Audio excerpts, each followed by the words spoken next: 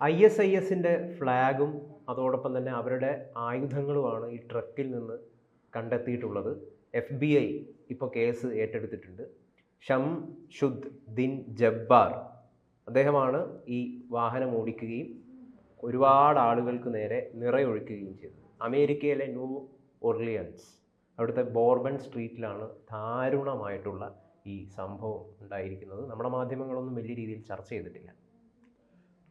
കുറച്ച് ദിവസങ്ങൾക്ക് മുമ്പാണല്ലോ ഈ ന്യൂ ഇയർ ആഘോഷങ്ങൾ, ക്രിസ്മസ് ആഘോഷങ്ങൾക്ക് ജർമ്മനി ക്രിസ്മസ് ആഘോഷങ്ങൾക്കിടയിലേക്ക് ഇതുപോലെ വാഹനം ഓടിച്ചു കയറ്റി മരണപ്പെട്ട അവസ്ഥയുണ്ടായി.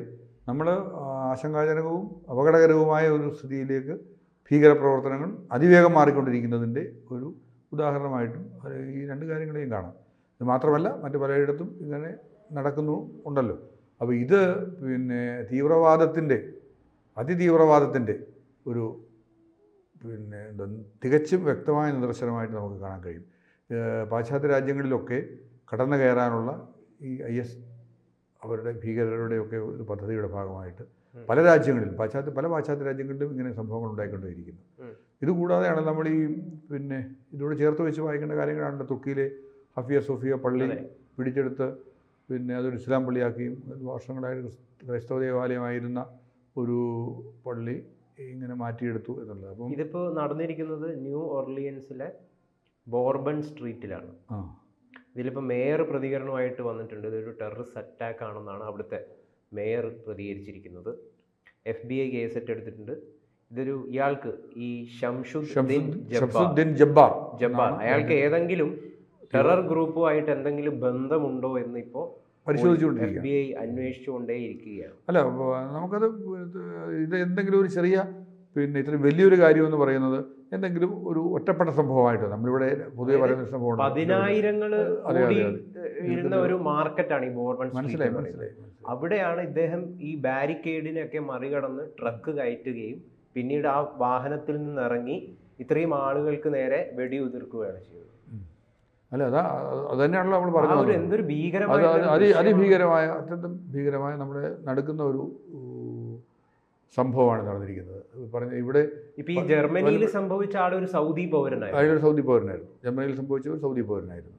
അപ്പം ഞാൻ പറഞ്ഞല്ലോ, ഇസ്ലാമിക് ടെററിസ്റ്റ് എന്ന് പറയുന്നവർ ലോകത്ത് നടത്തിക്കൊണ്ടിരിക്കുന്ന ഈ ആക്രമണങ്ങളുടെയും ഒരു വളരെ കൃത്യമായ ഒരു നിദർശനമാണ് ഈ നമ്മളിവിടെ കാണുന്നത്. ഈ ഭീകരവാദികൾ ആരെയാണ് പേടിക്കുന്നത്? ഭീകരവാദികൾ ആരെയും അവർ ഭയപ്പെടുത്താനല്ല ഉദ്ദേശിക്കുന്നത്. ആരും പ്രത്യേകിച്ച് അവർ ഭയപ്പെടുത്തുകയല്ലേ ഉദ്ദേശിക്കുന്നത്. അവർ ഭയപ്പെടുത്തുകയാണ് ഉദ്ദേശിക്കുന്നത്. അവർ ഈ കൃത്യമായ ചില അജണ്ടയോടുകൂടിയാണല്ലോ അവർ പ്രവർത്തിക്കുന്നത്. ഇപ്പൊ കുറച്ച് നാളായിട്ട് ഈ ക്രൈസ്തവർക്കെതിരെ വല്ലാത്ത രീതിയിലുള്ള ഈ ആക്രമണം ഉണ്ടാവും. ലോകത്തിന്റെ പല ഭാഗങ്ങളിലും ഉണ്ടാകുന്നുണ്ട്. ക്രൈസ്തവർക്കെതിരെ വളരെ കൃത്യമായ ആക്രമണങ്ങൾ പല ഭാഗത്തും ഉണ്ടാകുന്നത്. ജർമ്മനിയിൽ കണ്ടതാണ്, പിന്നെ ഇപ്പം അമേരിക്ക കണ്ടതാണ്. അപ്പം അതുകൊണ്ടാണല്ലോ ഈ ട്രംപ് കയറി ഉടനെ തന്നെ അദ്ദേഹം നടത്തിയിരിക്കുന്നത്, അദ്ദേഹം അധികാരത്തിലേക്ക് ജയിച്ചു കഴിഞ്ഞ ഉടൻ തന്നെ അദ്ദേഹം നടത്തിയിരിക്കുന്ന ഒരു പ്രസ്താവനയുണ്ട്. ഈ അനധികൃത കുടിയേറ്റക്കാരെ മുഴുവൻ അവിടുന്ന്, അത് ഏത് രാജ്യക്കാരും നോക്കുന്നില്ല, അവിടുന്ന് കെട്ടുകെട്ടിക്കുമെന്നാണ് ട്രംപിൻ്റെ ഏറ്റവും പുതിയ പ്രഖ്യാപനം. അയാൾ തെരഞ്ഞെടുപ്പിന് മുമ്പും ഈ ഒരു നിലപാട് പ്രഖ്യാപിച്ചിരുന്നു. അങ്ങനെയാണ് പ്രഖ്യാപിച്ചിരുന്നത്. അപ്പം അത് ഉടൻ നടപ്പാക്കുമെന്നാണ് പറയുന്നത്. അപ്പം അതുകൊണ്ട് അനധികൃത കുടിയേറ്റക്കാരൊക്കെ അവിടുന്ന് പോവും. അപ്പം അതിനൊക്കെ അടിസ്ഥാനമായി പറയുന്നത്, അല്ലെങ്കിൽ അതിൻ്റെ ഒരു പ്രശ്നമായി പറയുന്നത് ഈ ക്രിസ്ത്യൻസിനെതിരെ മൊത്തമായി നടക്കുന്ന ഒരു അക്രമത്തിൻ്റെ ഫലമായിട്ടാണ്. അപ്പോൾ അത് നമ്മുടെ ഇവിടെ ചില മാധ്യമങ്ങൾ, അതായത് ലോകത്ത് പല രാജ്യങ്ങളിലും ക്രിസ്ത്യാനികൾക്ക് ഇപ്പോൾ സമാധാനപൂർവ്വം ജീവിക്കാൻ പറ്റുന്നില്ല. കാരണം യൂറോപ്പിലടക്കം വലിയ രീതിയിൽ അല്ല, ഇപ്പം നമ്മൾ എത്രയോ രാജ്യങ്ങളിൽ നടന്നിരിക്കുന്നു. ഇപ്പോൾ സിറിയയിലെ കാര്യമൊക്കെ നമുക്ക് അറിയാമല്ലോ. ഇവിടെ ഇപ്പോൾ സംഭവിച്ചിരിക്കുന്ന, നമ്മുടെ ഇവിടെ കേരളത്തിൽ വന്ന് പര്യടനം നടത്തിക്കൊണ്ടിരുന്ന പാത്രിയർക്കീസ് അദ്ദേഹം അങ്ങോട്ടേക്ക് ചെല്ലുമ്പോഴേക്കും അവിടെ അദ്ദേഹത്തിൻ്റെ ആസ്ഥാന മന്ദിരം തന്നെ നേരത്തെ തന്നെ മാറുന്നു. ഡമാസ്കസിൽ നിന്ന് മാറി വേറെ സ്ഥലത്തിരുന്ന് സഭ മക്കളെ പരിഹരിക്കേണ്ട ഒരവസ്ഥയാണ് അദ്ദേഹത്തിന് ഉള്ളത്. ഇത് ഇങ്ങനെ കൃത്യമായി നടന്നു വന്നുകൊണ്ടിരിക്കുകയാണ്. അതിനോട് ചേർത്ത് വെക്കേണ്ടതാണ് ഞാൻ നേരത്തെ പറഞ്ഞ തുർക്കിയിലെ പള്ളിയുടെ ട്രാൻസ്ഫോർമേഷൻ എന്ന് വെച്ചാൽ മാറ്റിയെടുത്തു എന്ന് പറയുന്നത്. അങ്ങനെ 1, 2, 3 ഇങ്ങനെ എടുത്ത് ഒത്തിരി സംഭവമുണ്ട്. ഫ്രാൻസിൽ നടന്ന സംഭവങ്ങളെപ്പറ്റി നമുക്കറിയാം. ഫ്രാൻസിലെ സ്ഥാപനങ്ങളിലേക്ക് കയറി ചെന്ന് കാർട്ടൂൺ വരച്ചതിൻ്റെ പേരിൽ, അല്ലെങ്കിൽ ഒരു വാക്കെഴുതിയതിൻ്റെ പേരിൽ ഇങ്ങനെയൊക്കെയാണ് കടന്നുകൊണ്ടിരിക്കുന്നത്. യൂറോപ്യൻ രാജ്യങ്ങളിൽ, ലണ്ടനിലുമൊക്കെ പല സ്ഥലങ്ങളിലും ഇങ്ങനെ വിഷയങ്ങൾ ഉണ്ടാകുന്നുണ്ട്. പിന്നെ ഇംഗ്ലണ്ടിലുമൊക്കെ ഉണ്ടാകുന്നുണ്ട്. അവിടെയൊക്കെ ചില ആഘോഷങ്ങൾക്ക് നേരെ ചില ഈ ഈ ഫ്രാൻസിലൊക്കെ ഇന്ത്യയിൽ നിന്നൊക്കെ പോയവർ ഒരുമിച്ച് താമസിക്കുന്ന ചില സ്ഥലങ്ങളിൽ നടക്കുന്ന ചില അത് ക്രിസ്ത്യാനികൾക്ക് മാത്രം എതിരായിട്ടല്ല. ഈ ഫ്രാൻസിലൊക്കെ ബുർഖ ധരിക്കാൻ പാടില്ല, മുഖം മറച്ചുകൊണ്ട് വസ്ത്രം ധരിക്കാൻ പാടില്ല, ബീച്ചുകളിൽ ബുർഖ ധരിച്ചെത്താൻ പാടില്ല എന്നൊക്കെ പറയുന്ന നിയമമൊക്കെ കൊണ്ടുവന്നിട്ടുണ്ടായിരുന്നു. അത് ഈ ഭീകരവാദത്തെ പേടിച്ചുകൊണ്ടാണ്.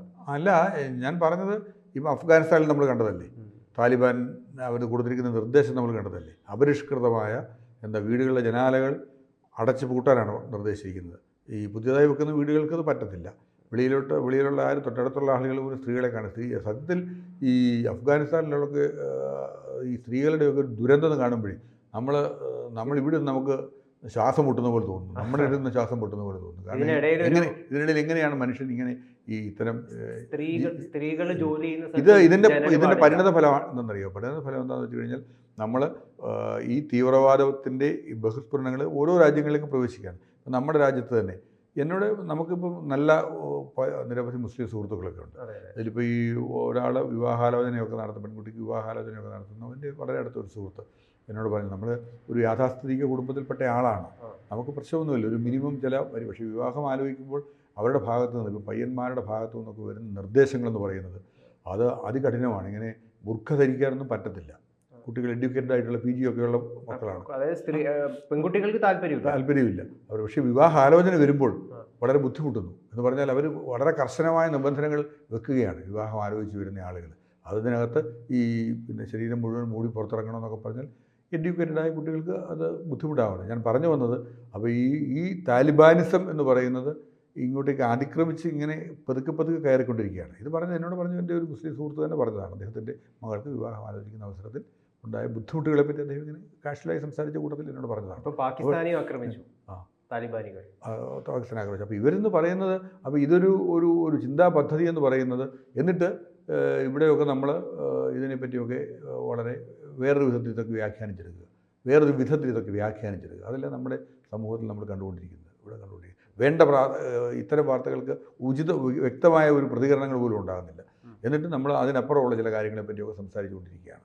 അപ്പോൾ അത്യന്തം അപകടകരമായ ഒരു സ്ഥിതിയിലേക്കാണ് പോയിക്കൊണ്ടിരിക്കുന്നത്. എന്ന് മാത്രമല്ല, ഈ ലോകരാഷ്ട്രങ്ങൾ തമ്മിലുള്ള ബന്ധങ്ങളെപ്പോലും ബാധിക്കുന്ന വിധത്തിലാണല്ലോ ഇത് സംഭവിച്ചുകൊണ്ടിരിക്കുന്നത്.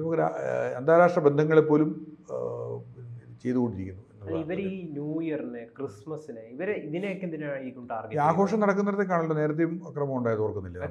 അപ്പോൾ കൃത്യമായിട്ട് ഇത് ക്രിസ്ത്യാനികൾക്കെതിരായ ഒരു വളരെ, കാരണം ക്രിസ്ത്യാനികൾ എന്ന് പറയുന്നവർ കുറച്ചുകൂടെ പരിഷ്കൃതരാണെന്ന് കാണുന്നവരാണ്. അപ്പോൾ വേഷവിധാനത്തിലായാലും അല്ലെങ്കിൽ ചിന്താ പദ്ധതിയിലായാലും വിദ്യാഭ്യാസത്തിലായാലും അവരൊക്കെ കുറച്ചുകൂടെ തുറന്ന ഒരു ചിന്താഗതിയും ഉള്ളവരാണ് പൊതുവെ ക്രൈസ്തവർ അങ്ങനെയാണ് കാണുന്നത്. ഈ ക്രിസ്ത്യൻ പള്ളികളിലൊക്കെ തന്നെ പോകുന്നവരാണ് സത്യത്തിൽ പലയിടത്തും കുറയുന്നുണ്ട്, നമ്മൾ കാണുന്നുണ്ട്. ഞാൻ പറഞ്ഞത് അവർ കുറെ കൂടെ തുറന്ന ഒരു മനസ്സോടു കൂടിയാണ്. പള്ളികളിലൊന്നും ആരുമില്ല, പോകാനായില്ലാത്ത അവസ്ഥയൊക്കെ ഉണ്ട്.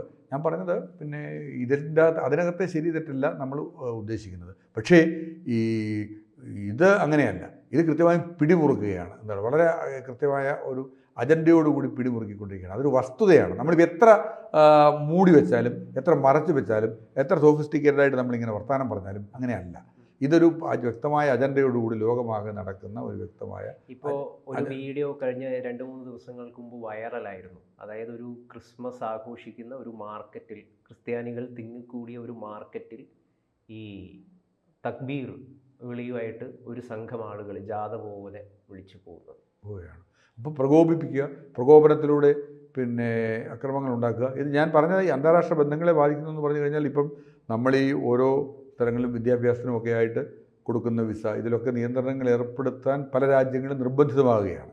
എന്ന് വെച്ചാൽ അവർക്ക് ഈ പല കാര്യങ്ങളും ഇതിനകത്തൂടെ കടന്നു വരുന്ന ആളുകളെയും വ്യക്തമായിട്ട് മനസ്സിലാക്കാൻ കഴിയാതെ വരുന്നത് കൊണ്ടൊക്കെയുള്ള പ്രശ്നങ്ങൾ പല രാജ്യങ്ങളിലും ഉണ്ട്. നമ്മുടെ നേരെ മുമ്പിലാണല്ലോ നമ്മൾ ഈ പറഞ്ഞ പോലെ ഫ്രാൻസിലും ഇംഗ്ലണ്ടിലും ജർമ്മനിയിലും അമേരിക്കയിലും ഒക്കെ അങ്ങനെ പാശ്ചാത്യ രാജ്യങ്ങളിൽ, ബംഗ്ലാദേശിൽ നടക്കുന്നത് വേറൊരു വിധത്തിൽ അത് നമ്മൾ കണ്ടുകൊണ്ടിരിക്കുകയാണല്ലോ. ബംഗ്ലാദേശിൽ നടക്കുന്ന നമ്മുടെ ഒരു സംവിധാനം എന്ന് പറയുന്നത് നമ്മൾ കണ്ടുകൊണ്ടിരിക്കുകയാണല്ലോ.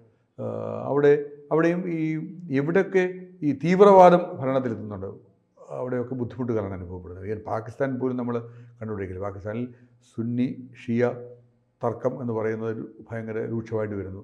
പിന്നെ താലിബാൻ ആണെങ്കിൽ പാകിസ്ഥാനെ ആക്രമിക്കുന്നു, താലിബാൻ സേന പാകിസ്ഥാനെ ആക്രമിക്കുന്നു എന്ന് പറഞ്ഞാൽ അവർ ഈ ജീവിത രീതിയിലുള്ള ഒരു തീവ്ര ജീവിത രീതിയിലുള്ള ഒരു തീവ്രവാദം ഇങ്ങനെ അടിച്ചേൽപ്പിച്ചുകൊണ്ടിരിക്കുകയാണ്. അപ്പോൾ അത് പിന്നെ അതിന് പാകിസ്ഥാൻ അടക്കമുള്ള രാജ്യങ്ങൾ അതിൽ ബുദ്ധിമുട്ടുകയാണ്. ഇപ്പം സിറിയയിലേ നമ്മൾ കണ്ടു.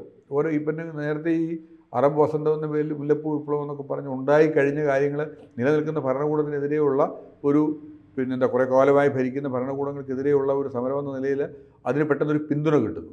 അങ്ങനെയാണ് അവർ വരുന്നത്. പക്ഷെ വന്നു കഴിഞ്ഞാൽ ഇവരെല്ലാം നിയന്ത്രിക്കുന്ന ഒരു ആഗോള ഇസ്ലാമിക് ഭീകരത എന്ന് പറയുന്ന സംവിധാനം രൂപപ്പെട്ടിരിക്കുന്നത് ഇത്തരം കാര്യങ്ങളൊക്കെ. എന്നിട്ടൊക്കെ ഇവർ പറയുന്ന ഒരു പുരോഗമനം അല്ലെങ്കിൽ ഈ ഭരണകൂടങ്ങളെ മറിച്ചിടുന്ന ഭരണകൂടങ്ങളുടെ ഏകാധിപത്യങ്ങൾക്കെതിരെയുള്ള പറച്ചിൽ ഇതെല്ലാം അവിടെ അവസാനിക്കുന്നു. ഭരണകൂടങ്ങൾ മാറുന്നതോടുകൂടി അവസാനിക്കുന്നു. അങ്ങനെ നമ്മൾ വിവിധ ലോക രാജ്യങ്ങൾ കണ്ടുപിടിക്കുക. പിന്നെ പിടിമുറുക്കുന്നത് മുഴുവൻ തീവ്ര വർഗീയവാദികളാണ്, തീവ്രവാദികളാണ്.